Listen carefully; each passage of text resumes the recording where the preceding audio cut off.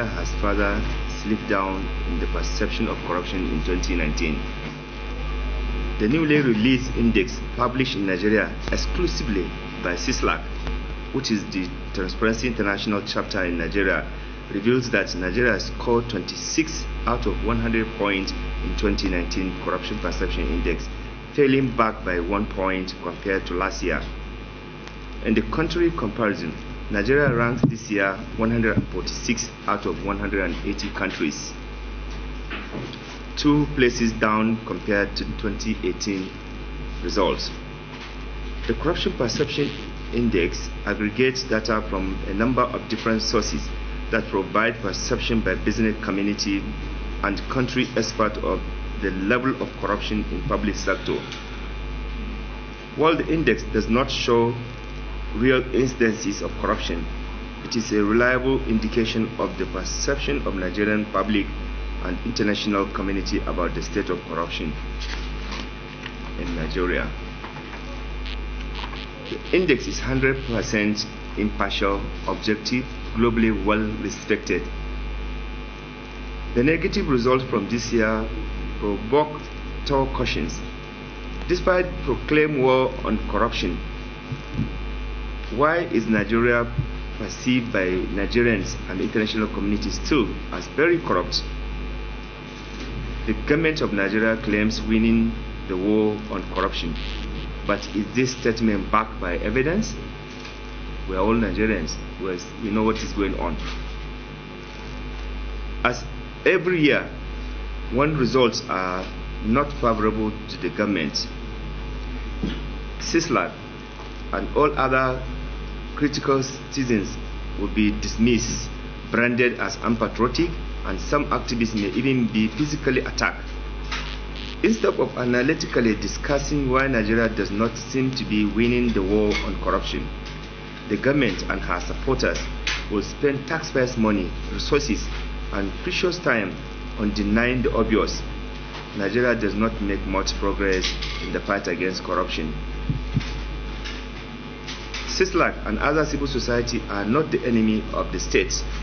So we just want to also emphasize that we are not enemy of government. Civil society is there to complement the sincere effort of government. But when there are things that we think is not proper, we have the responsibility as responsible, patriotic Nigerians to point out to the government to correct those things, because we are stakeholders on the Nigerian project, because we are taxpayers, people, we pay our tax, and as vulnerable citizens, we have the right, when we notice something that is not good, to advise government to take necessary steps. So therefore, that is not to say you are anti-government. No, we are not anti-government, but we are anti any people's policy. We are anti anything that continue to provide platform for corrupt and criminals to continue to siphon public taxpayers' money.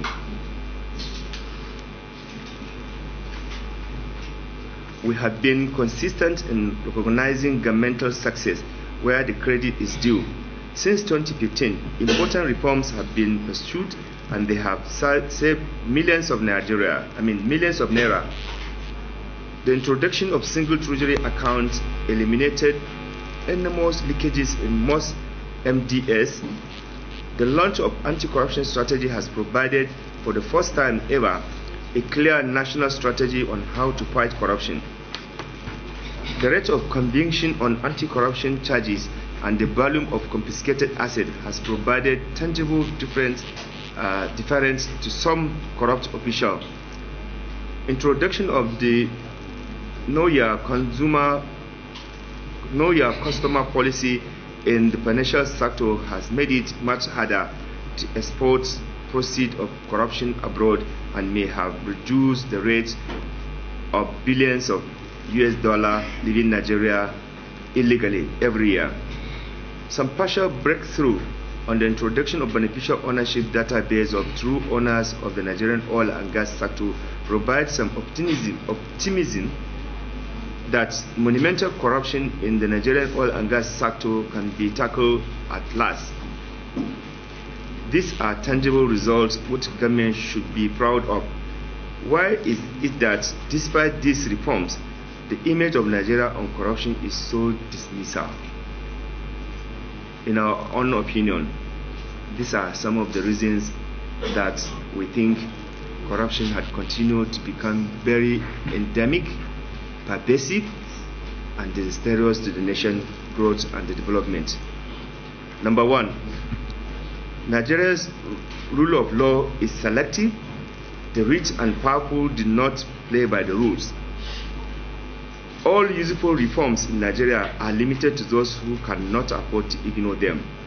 The pre-election period witnessed mind-boggling scandal without consequences.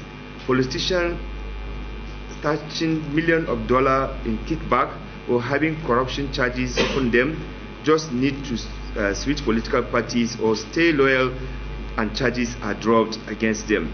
There's no way you can make progress when you are being selective in the fight against corruption. When somebody has stolen such huge amount of money, and then simply because he or she had moved to your political party, then you drop those charges. This will definitely continue to give the impression that we are not serious about fight against corruption, and perception will continue to show and indicate that you are not actually fighting corruption. So government must realize that fighting corruption is not talk. It is also about ensuring policy and legal framework are imposed, implemented, and where there's a breaches, there will be clear sanction. And more importantly, preventive measures must be put in place to ensure that you minimize the incidences of those things before they even happen. Society groups, prominent personalities in politics and business are untouchable by the Nigerian law enforcement and executive. This we see every day in this country. So if you continue to do this, there's no way the corruption perception index would be favorable to you. Number two, backlash against media and civil society damages Nigerians' anti-corruption efforts. Like previous years, last year witnessed further growth in the civil society and media involvement and activism in the anti-corruption. A lot more investigative journalists are risking their lives to expose corruption in the procurement, constituency projects, government spending, while civil society groups are collaborating to put pressure on government across federal, local level to make duty bearers accountable.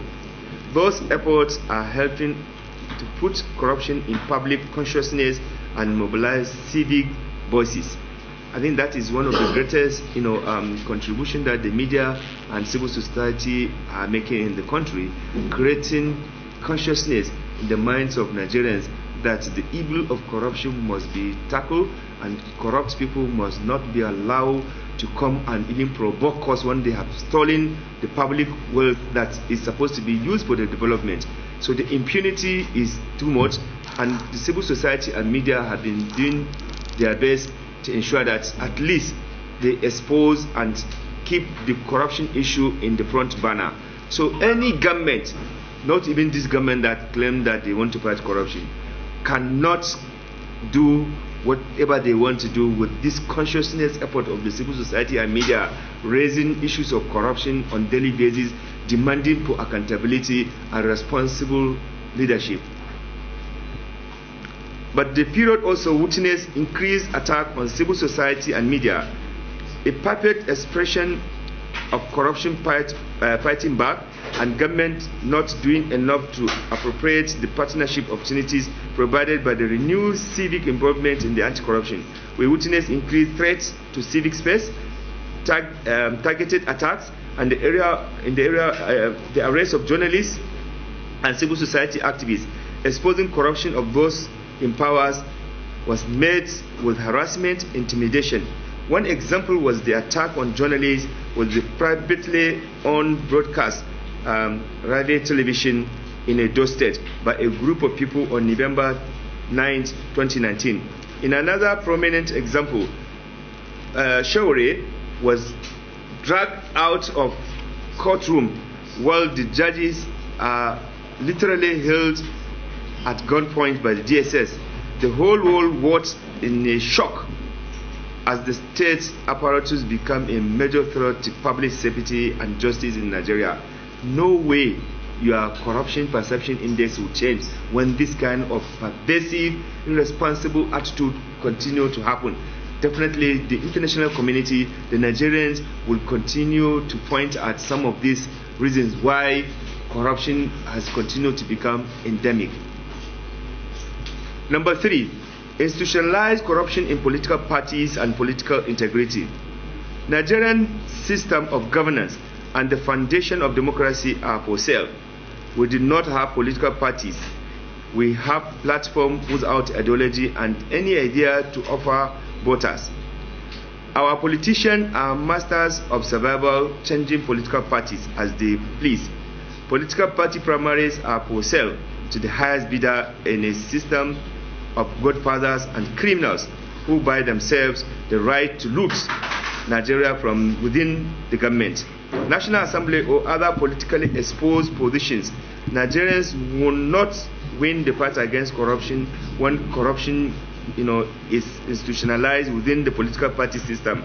At various arms and level of government, see routine, systematic abuse of office, which by many government appointees that has been elevated to a position of being celebrated, and yet government has decided not to even acknowledge the serious negative impact of this on the failure of its anti-corruption campaign to bear substantive results.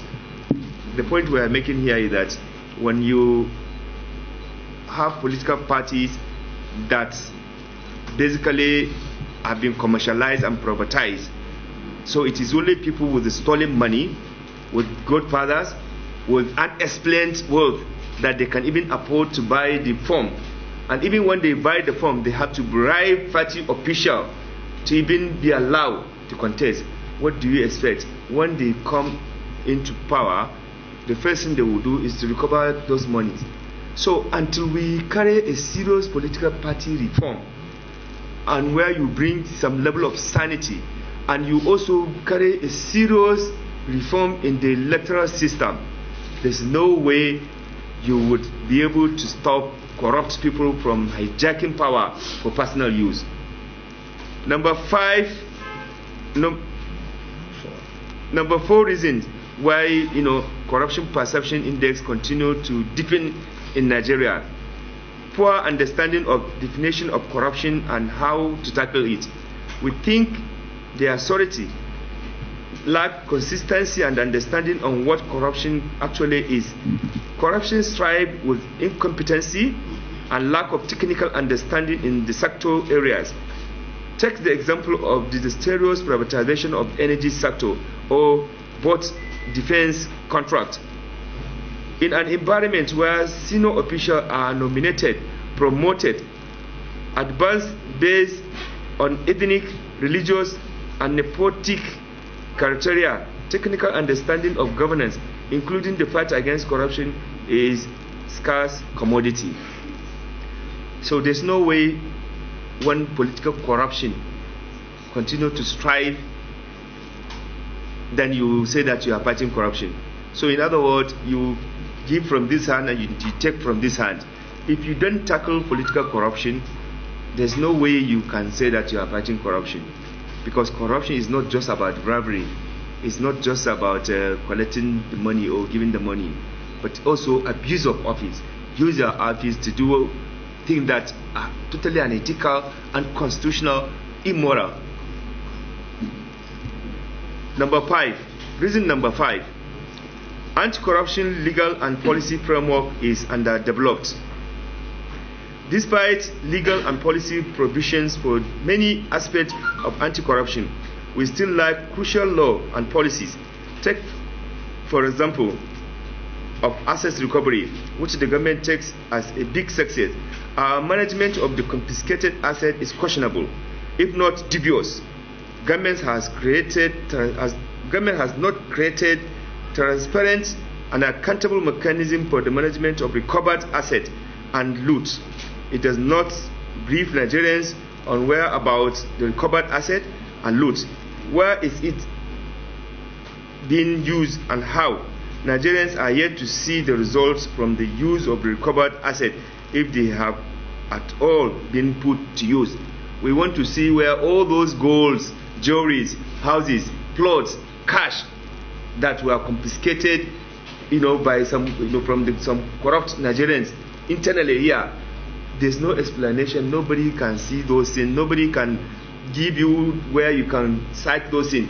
If you have transparency in place, there should have been a website where you will see all the recovered that have been made, successfully made. This is where they are. As I speak to you, nobody has that information for public consumption. So there's no way you would collect from this team and then another one also would take, again, nobody is going to take us serious. The amount of recovered asset locally is even more than the so-called Abuja loot that we have recovered, from the Swiss. It is a tiny amount of money that has been recovered from the international community. But the one recovered in Nigeria, all the billions that have been recovered, the plots, the houses, everything, nobody hears anything. So there's no way corruption perception index will favor you when you are doing things in secret, when you are hiding information, because the only way you can actually unbundle yourself from all this is to make things accessible, transparent, and available to the citizens. But when everything is hidden, even when you write the freedom of information request, they don't honor it. There's no way you can make progress with the fight against corruption, and there's no way, no matter what effort you are doing, if freedom of information is not respected, there's no way you can actually make the necessary progress in the fight against corruption. It takes an average of 10 years to confiscate criminally obtained assets. Nigeria has no legal and policy framework which will enable accountable confiscated asset management. The Proceeds of Crime Act that we have been negotiating for over 10 years has not been signed by presidency, probably due to resistance of some people which the transparent system. While few profit from the chaos, Nigeria continues suffering. Number 6 reason why corruption perception index continue to happen and making us in a very negative outlook. Inability to implement recommendations on anti-corruption. It does not matter how we rank on anti-corruption. It is obvious that we are not making progress. Nigeria is the world leader in the number of poorest of the poor. Insecurity has become epidemic everywhere in the country. The state of our roads, hospital, school is disastrous. One of the reasons is that we did not implement sound recommendations that would have dealt with corruption in Nigeria. For example, government identifies procurement as a single source of corruption. It is inexplicable that National Procurement Council, as provided in the Public Procurement Act, is not in place. Government has, under the Public Procurement Law, recently, even the National Assembly has mutilated the beautiful, long, negotiated, advocated, act that we have been able to pass in order to reduce corruption in the procurement sector. The first thing Eradua did when he was sworn into power is to sign that act, and ever since then, crooks and criminals who never want corruption to be stopped in the procurement, they have been mutilating and refusing to allow the act to work. So recently, National Assembly had mutilated that act in the name of amendment, making it useless. So there's no way corruption that constitutes a large chunk in the procurement sector, you would continue to create waiver for corrupt people to undermine the procurement process in the country, and you expect corruption perception index to be in your favor. No way.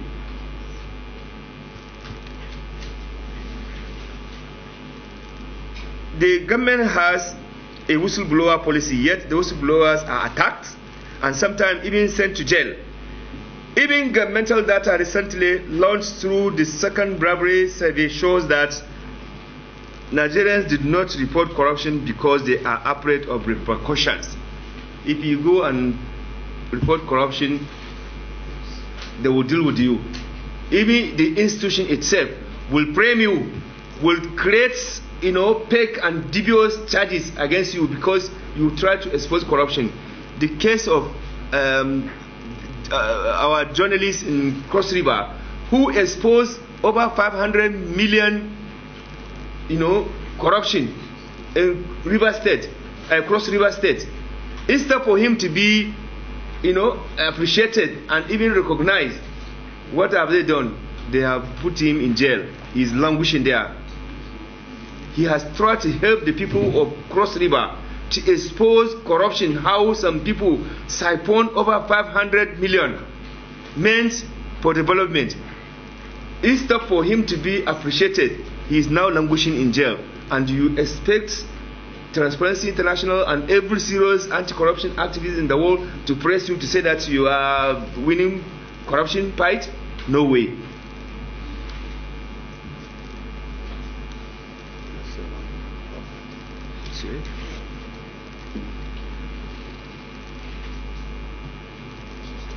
This one, right? Number 7, corruption in vital sectors such as oil and gas and defense is endemic. As reported every year, Nigeria cannot make progress against corruption if some key sectors do not see rapid improvement. Corruption in defense and security sector is even openly loathed by some government officials. Illegal checkpoints, selective army defense procurement, and corrupt uses of security both fuel insecurity and insurgency. This is very obvious. You don't even need further explanation on what is going on.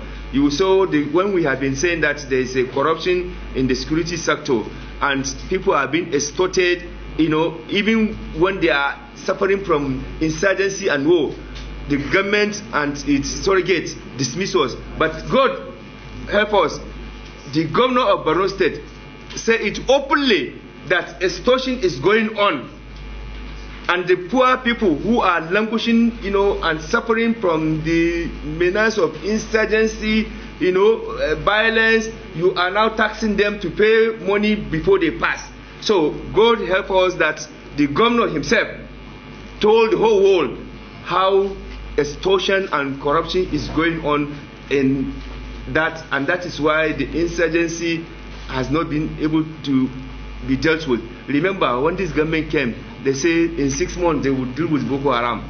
Today, as I speak to you, Boko Haram has come back in a full force. You cannot travel from Maiduguri to Yobe now. They have taken over, and yet we have spent billions and billions of dollars. So you need to ask yourself, what is the problem? Why is it that, despite huge amount of money in the security sector, we even have new form of insecurity which we did not even know before? That is kidnapping. They are kidnapping people and openly asking for ransom, and shamelessly even the security people are kidnapped. In Adamawa, the whole police officer was kidnapped. That is terrible. And yet you say you are winning the fight against, insurgency. Today, as I speak to you, our security officers are even in fight between the police and the army, because the police have gone through the SARS. They have gone to deal with some terrorists, and from the allegation we are hearing, the army was not happy with the action of the police. So they are fighting as usual.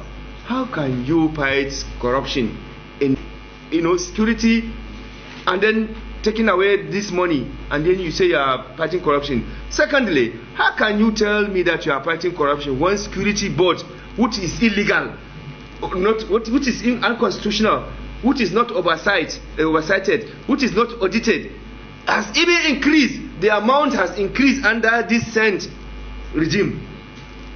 Now you say you are fighting corruption? How will that be possible? How do you think Nigerians and the international community will take you serious? A money that is meant for development, some individual politicians are cornering this money in the name of security board. They are not accounting it to anybody, and it has increased under your leadership.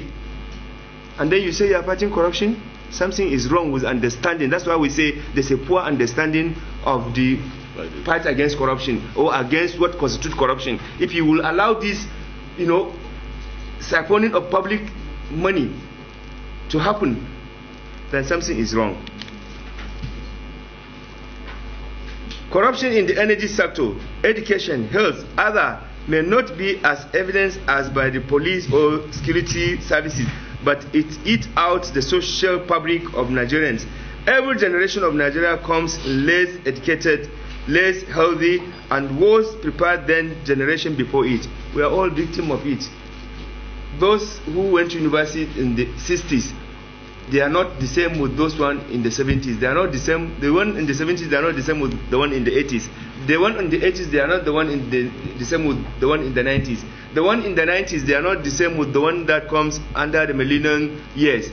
And there was now. So that is why you see people, even if they say offer to employ a graduate, they would rather go and have somebody with 2 masters. Before, they will tell you have to have 1 master. Masters. Now you have to have 2 masters for people to be confident that you actually know what you are doing. That's how terrible the educational sector has gone. And yet every year there's a budget in the health sector, in the educational sector. Of course, our hospitals have become mutual deposit. Doctors are not on duty.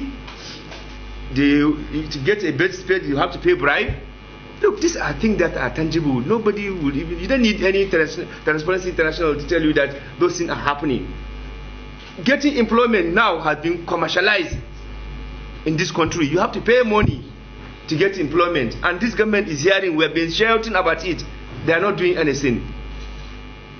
To get approved, even in the National Assembly, it has happened in this country. People have to pay bribe for confirmation. This is terrible. There's no way corruption perception index would be in your favor. Or even the business, despite the business environment, what do you call the business ease of doing business. Go and see. Before you are allowed to do business, you will have to see this one, give this one, this. There's no way anybody would rate you better. So we have to be serious. Fight against corruption, we want it to succeed, but we cannot succeed under this circumstance and this fraudulent claim and pretense. This year, we will not repeat any recommendation. The government must make sure that their own recommendations are followed. Civil society and well-meaning Nigerians can suggest, but government has to lead the fight against corruption. Nigerians elites need to reflect on the state of Nigeria and look at the foundation why we do not progress. Rule of law needs to apply to all, not just those who are powerless. Government sanction attacks on journalists and civil society discount the little progress that we are making against corruption. Political parties and complete breakdown of the political integrity are the real source of Nigeria's lack of progress. Furthermore, we need to have an impartial discussion of what corruption is and how we can tackle it without political agenda behind it. The approach to legal and policy framework is dominated by hidden agenda. Those very corrupt who will be most affected if those laws and policies are implemented, decided about the legal and policy instrument. We did not lack recommendation and technical solution on anti-corruption. We lack the authority which could impose the implementation to the benefit of Nigerians.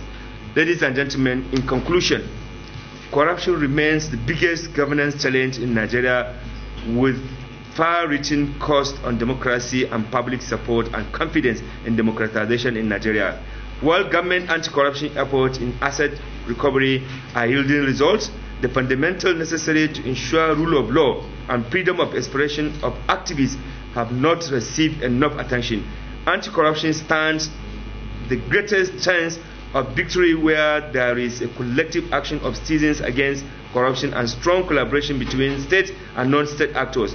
Where there is no cherry picking in terms of which corruption case to prosecute and one not to prosecute, where there is alignment of purpose and commitment among the arms of government, executive, legislature, and judiciary, and where the anti-corruption campaign is transparent, inclusive, and objective, there must be no room for untouchable, no matter how close to government power or influence. The anti-corruption campaign must be total, as well as leaving no sector out of spotlight. Critical revenue-making sector must be covered. The central bank, the extractive sector, custom, Nigerian Port Authority, and other business of managing huge resources accruing to the nation. There must be increased transparency and accountability in the management and use of recovered assets. The rule of law must be upheld in the fight against corruption. Non-state actors may be allowed to right to enjoy freedom of expression and speak out without intimidation or harassment. Government can achieve greater improvement in the anti-corruption by forging stronger collaboration and coordination with non-state actors involved in the anti-corruption. We can achieve more working together than what is possible working in silos. Therefore, we call on the President Muhammad Buhari to prioritize and support urgent political reform, including the overhaul of the supervision of political parties. We wish to integrate our call to Mr. President to immediately initiate comprehensive electoral reform to restore the trust of citizens in democracy. Furthermore, judicial corruption must be confronted head on. There is also an urgent need to pursue and press on with security sector reform to stamp out corruption in the country security sector. Lastly, economic reform in the extractive sector has to be pursued without further delay or excuses. Above all, we appeal to all Nigerians, especially those in power, not to attack and criticize the results of Corruption Perception Index as released today, but to use this time for a critical reflection on tangible ways to introduce real reforms. Corruption rankings alone did not eliminate poverty or improve security. However, they are indicators on the impact of policies and state of governance.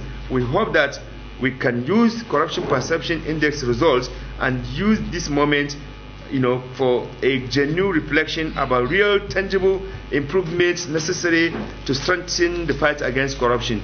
Ladies and gentlemen, this is our prayer, and we hope that Nigeria will make the necessary progress in the fight against corruption. Civil society, CISLAC, Transparency International, all other civil society groups in Nigeria are happy and willing to support government to ensure that we win the fight against corruption. But it will not be nice if some of the anti-corruption institutions will start coming to condemn this. They need to understand that they are technical people and we appreciate their effort, but let them not become politicians. It is only politicians that sometimes they talk into double the. A technical expert on the anti-corruption, heading anti-corruption agencies should welcome any meaningful and useful patriotic suggestion on the way to move forward on the fight against corruption. Whether Transparency International, whether CISLAC, we know that corruption exists in Nigeria, and we need to work toward ensuring that we deal with corruption decisively. We cannot be appointing people in leadership position when they have been even investigated by the same government anti-corruption agencies. Now you give them appointment, and we expect Corruption Perception Index to be positive for you. No. You must be a joker. Thank you very much. Thank you all so much. It's so difficult to even tackle is that of the local government, because You know what is happening. Local government are not given all the things that they needed to be given. Of course, the state are sitting on it. In most local government, there are no elections. You know, when there are elections, it is rigged. You know, it is the party that is in the state that will occupy the entire local government, and it is very difficult to really to trace the corruption at the local government, because some of the money that are meant for the local government are even being sat upon by the states. And these are most of the advocacy we have been doing to ensure that things are being done. Of course, when you look at even the issue of the security, you know, we have said it that even from the local government level to the state level, not only to the federal government, but the bulk of our problem is that there should be a framework which of course can be replicated both at the state and at the local government, you know, level in Nigeria. So we have been advocating for a lot of things to improve even the local government, you know, status, and also to ensure that states are doing what they are expected to do, you know. And that is why most of the corruption cases we are even talking about, they emanated from the state. When you talk about those who are in government today that are corrupt, most of them are from the state. A lot of governors that have been made ministers today, are they not state governors? Which money do they steal? They stole from the state. Most of the recovery, when you look at the London recovery, a lot of things are from the state. Look at the Bori case. You know, they have to get the money, Alamisia, they are state governments, you know. So a lot of advocacy are going on this. It's not only on the federal government, but the problem is that the federal government has a responsibility, you know, to have a framework on how to work on corruption. You know, you can't just play, it's not going to be a kind of plain mouth game on corruption. You must really act on it. You must be seen to be doing something that is tangible. There is no doubt that all of us that are seated here today, all the points that have been made by Rafsanjani, they are things that are bare to our faces. There is corruption in employment, there is corruption in education, there is corruption in the health service. If you want employment today, if you don't have money, or you don't have a senator to give you a note, which is of course itself corruption, it's not about money alone. And if you also want, you know, best space in hospital, we have seen so many people. You need to assist them. If you want to go to a school that is fairly okay, you know, you need to be able to pay some money for your voice to be admitted into those schools. We have seen all these things. They are nothing that is so strange to all of us. It's things that are going on daily basis. But the point is that the government that says is fighting corruption, you know, and all these things are happening right before their own nose, then it is very criminal. It's fraudulent. It's a fraudulent fight against corruption. Corruption must be fought in clear terms. You must do it in all sectors. The policeman is still collecting money on the road, and you said there is no corruption in Nigeria. You know, well, there is a distinction between looting, you know, which of course is going on. When you look at all the things that have been put in place, the TSA and the rest of it, you know, yes, they are very good policy, but those other ones, fringes, the 10% that is being collected when contracts are awarded, are they still not going on? They are all going on. So the corruption is there, whether at the state level, at the federal level, or at the local government level. And we are advocating for, you know, at least zero tolerance for corruption. And that's what we are talking about. Okay, so I'm sorry, we could better just chip in where you were. Okay, like he asked. In the public sector, please note the emphasis on aggregate, on perception, underline the people that give these reports, business people and country experts, and it is only in the public sector. I think that is important to note. The CPI is computed by Transparency International Secretariat in Germany, Berlin. Each data source that is used to construct the CPI must fulfill a particular criteria. So it's not like somebody looked at somebody's face and said, I don't like you, I'll reduce your mark. One is that it must quantify perceptions of corruption in the public sector.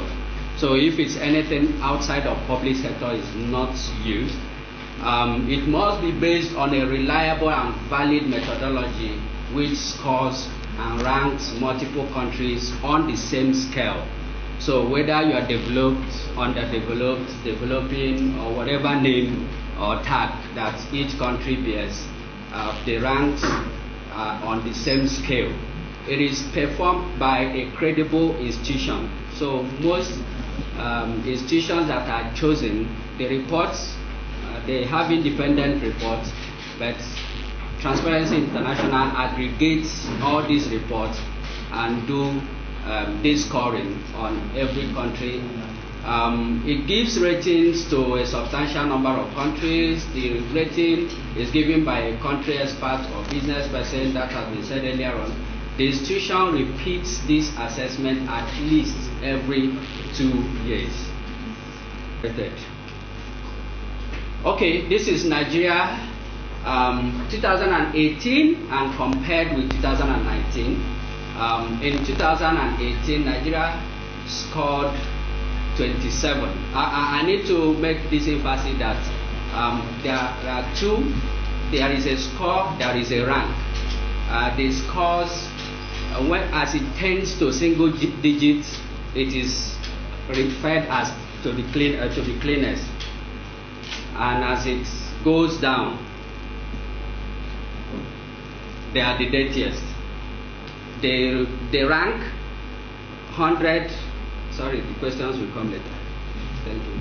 Yeah, for the ranking, 1 is the best, 100 is the worst. They score 1 is the worst, 100 is the best.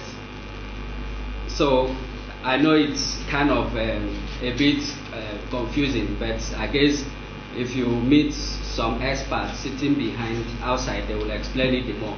So in 2018 we had 27. Our score was 27.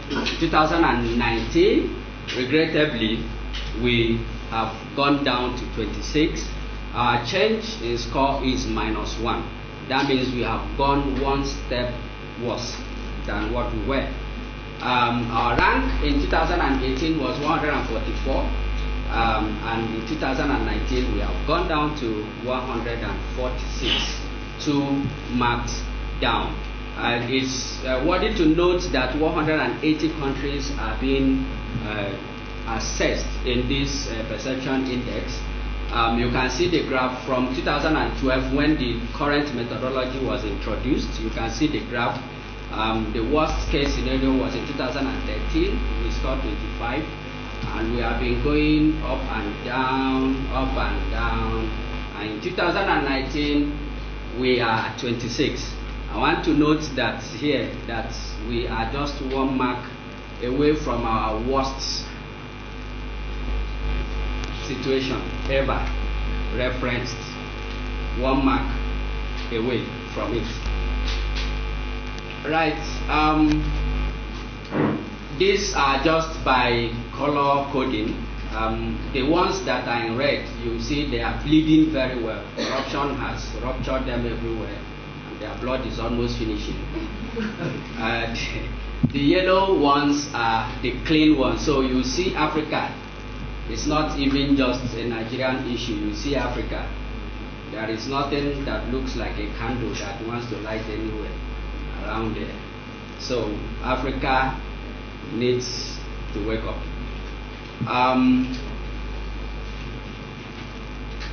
So in Africa, we are not doing very well. This is the average score for Africa, 32 out of 100. So when you put all Africa together, we are not doing well. It's far much below average. I am sure that 80% of us here are parents. If our child is scoring 32 and in school and coming back and giving explanations, I don't know how that sounds. Seychelles is seen to be the best in Africa, and the worst is Somalia, and Nigeria is somewhere here. Okay, so in sub-Saharan Africa, 49 countries are assessed. We've already talked about the average, and it's not good enough. Thank you very much, my executive director, to read out the text of this press briefing today. Mona, Thank you so much. get down, sleep. So please.